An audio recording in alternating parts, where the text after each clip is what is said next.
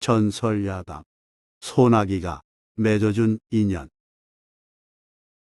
조선 중력 서시성을 가진 사내가 남의 집에서 종살이를 했습니다.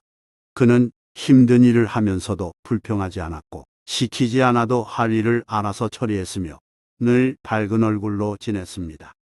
마음 넓은 주인이 그 점을 높이 평가해 종살이를 풀어주자 사내는 소금 장수로서의 삶을 결심했습니다. 오랫동안 한 곳에 갇혀 살았으니 이제는 세상을 구경하면서 자유롭게 살아야겠어.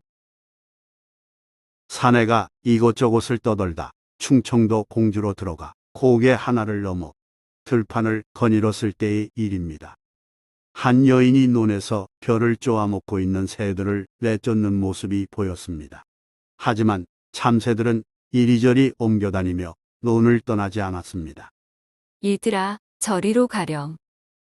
어느 정도 거리가 있어 여인의 얼굴을 자세히 볼 수는 없었으나 사내는 그 모습을 귀엽게 생각했습니다. 새들과 장난치는 것처럼 보이네. 하하. 그때 갑자기 빗방울이 한두 방울 떨어지기 시작했습니다. 사내가 하늘을 쳐다보니 곧 큰 비가 되어 쏟아질 것 같기에 급히 주변을 이리저리 살펴봤습니다. 팔려고 가지고 다니는 소금이 녹으면 큰일이니까요. 아이고, 어쩌지. 소금 장수는 소금 가마니를 지고서 냇물의 징검다리를 건너 근처 바위산을 향해 정신없이 뛰었습니다. 그렇게 비피할 곳을 찾아 불이 나게 달려가다 큰 바위 동굴이 보이기에 재빨리 불 속으로 들어갔습니다. 빗줄기가 거세지기 전에 비 피할 곳을 찾아서 정말 다행이야. 사내가 소금 가마니를 내려놓고 한숨을 돌리려는데 어떤 사람이 굴 속으로 끼어들어왔습니다. 깜짝 놀란 소금 장수가 얼핏 살펴보니 사나운 맹수가 아니라 치마를 입은 여인이었습니다. 여인은 부끄러운 듯 얼굴을 돌린 채 가쁜 숨을 진정시키며 동굴 밖을 쳐다보았습니다. 어두컴컴해서 자세히 살펴보기는 힘들었으나 몸짓과 옷차림으로 미로 새를 쫓던 여인으로 여겨졌습니다. 아까 그 여인이구나. 소금 장수는 적잖이 놀란 마음을 누그러뜨리면서 여인에게 말을 걸었습니다. 심심하니 비 그칠 때까지 우리 말이나 나눕시다. 어디 사는 위시오? 여인은 그 동네에 있는 한 대감댁의 여종이었습니다. 여종은 논에 새를 보러 갔다가 느닷없이 내리는 소나기를 피해 길가에 있는 그 동굴로 들어오게 됐노라 답했습니다. 뭐 하시는 분인가요? 소금 장수라오. 소금 장수는 갈증이 날 테니 마시라면서 물병을 꺼내 표주박에 따라 주었습니다.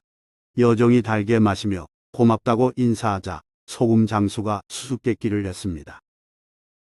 세상에는 세 가지 종류의 새가 있다오. 하얀 백조와 검은 흑조. 그리고 나머지 하나는 무엇인지 혹시 아오? 여종은 고개를 갸웃하며 무슨 새인지 떠올리려 했었으나 답하지 못했습니다. 이에 소금 장수가 정답을 알려줬습니다. 따라줘. 여종이 그 말을 듣고도 무슨 뜻인지 모르는 듯한 표정을 짓자 소금 장수가 웃으며 말했습니다. 내게도 물을 한 잔 따라달란 말이오. 그제야 여종은 농담임을 알아채고 덩달아 웃으면서 뒤늦게 물 한 잔을 따라줬습니다. 이후 두 사람은 이런저런 말을 나누며 친밀해졌고 자연스레 정을 통했습니다. 여종은 사내가 처음인 듯 싶으면서도 적극적으로 받아들였고 소금 장수도 실로 얼마만인지 모를 쾌락을 만끽했습니다. 동굴 밖에 세차게 내리는 빗줄기는 두 사람의 운우지정을 자연의 일부인 양 연출했습니다. 뜨겁고 격렬한 사랑이 끝나갈 즈음 빗줄기가 약해지더니 이내 비가 그쳤습니다. 먹구름이 걷히고 밝은 햇살이 동굴을 비추자 두 사람은 일어나 벗었던 옷을 다시 입었습니다. 소금 장수는 저고리를 입으면서 여종의 얼굴을 비로소 확인하고는 놀라 입을 다물었습니다. 참으로 박색이구나. 어쩐지 산에 경험이 없는 것 같다 싶더니. 순간 소금 장수의 태도가 달라졌습니다. 바빠서 먼저 가봐야겠소. 소금 장수는 작별 인사를 하는 둥 마는 둥 서둘러 동굴을 떠났습니다. 여종이 아쉬움에 성씨를 물었으나 소금 장수는 아무 대답 없이 여종을 쳐다보지도 않고 그냥 사라졌습니다. 하룻밤 연애도 아니고 한때의 불장난으로 지나갈 것 같은 일이었습니다. 그런데 공교롭게도 우연한 만남 이후로 여종은 아기를 잉태하게 되어 아들을 낳았습니다. 아이는 아버지는 물론 자신의 성씨도 모르고 자랐습니다. 아이는 속으로 무척 궁금했지만 겉으로 드러내어 굳이 어머니에게 묻지는 않았습니다. 이런 환경 속에서도 아이는 어려서부터 글 배우기를 좋아했고 책을 보이는 대로 찾아서 읽었습니다. 나이 7살 때 학문을 배우던 마을 서당이 없어진다는 소식을 듣고는 시를 지어 스승에게 드렸습니다. 그중 서당이 장구히 없어지지 말아야 나로 하여금 성년을 배우게끔 하리라 라는 구절이 있었는데 스승이 감탄하고 칭찬하고서 그가 비범한 아이임을 알았습니다. 9살 때 어머니가 질병으로 목숨을 잃을 듯할 정도로 위독했을 때는 자신의 손가락을 칼로 베어 그 피를 약에다 섞어 올리니 어머니가 기적적으로 소생했습니다. 소녀는 청년이 되자 어머니에게 드디어 참고 참았던 질문을 꺼냈습니다. 어머니, 제 성이라도 알고 싶습니다. 아버지가 누구입니까? 어머니는 한동안 말없이 아들 얼굴을 물끄러미 바라보다가 옛일을 대략 이야기해 주었습니다. 뒤늦게 그 일을 알게 된 아들이 고개를 끄덕이며 말했습니다. 그랬군요. 알겠습니다. 어려운 말씀을 해주셔서 고맙습니다. 이제 제가 찾아보겠습니다. 그날부터 청년은 부모의 인연이 서린 그 동굴 옆에 머물면서 수소문하기 시작했습니다.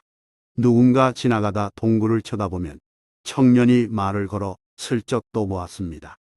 별다른 소득이 없었지만 청년은 틈만 나면 그 동굴로 가서 지나가는 외부인을 살폈습니다. 그러던 어느 날 한 소금 장수가 동굴 앞에 멈춰 서더니 침을 내려놓은 채 구리꿀을 바라보면서 미소 지었습니다. 저 모습은 옛일을 회상하는 듯이 보이네. 직감적으로 뭔가를 느낀 청년이 다가가 자연스럽게 말을 걸었습니다. 어르신, 지금 미소를 짓고 계신데 그 이유를 물어봐도 되겠습니까? 지난 일을 회상하며 웃음기 띤 얼굴을 한 소금 장수가 마치 전설처럼 이야기해 줬습니다. 여기서 한 여인과의 추억이 있다네. 잠깐이었지만 우리 둘은 불꽃 같은 사랑을 나누었지. 소금 장수가 자신의 사연을 말해주자 청년은 그가 바로 아버지임을 확신하고 단정적으로 말했습니다. 제가 당신의 아들입니다. 뜻밖의 말을 들은 소금 장수는 어리둥절한 표정을 지었고 청년은 자기 나이를 말하면서 어머니가 바로 그 여종이라고 밝혔습니다. 두 사람은 서로를 확인했고 소금 장수는 오래도록 수절한 아내를 찾아가 가정을 이루어 행복하게 살았습니다. 소나기로 인해 소금 장수와 여종이 사랑을 나눈 동굴은 충청남도 공주시 반포면 공암리에 있는 공암굴입니다. 바위에 큰 구멍이 뚫린 듯한 자연적으로 생긴 형상에서 비롯된 명칭이고 고청굴이라고도 불립니다. 그곳에서 잉태되어 태어난 아이, 즉 조선 중기학자 서기의 호가 고청초로이기에 그렇습니다. 서기는 신분 한계로 벼슬하지 못하고 학문과 강학에만 전념했으나 당대의 문명이 높았습니다. 좋아요 및 구독은 영상 제작에 큰 힘이 됩니다. 고맙습니다.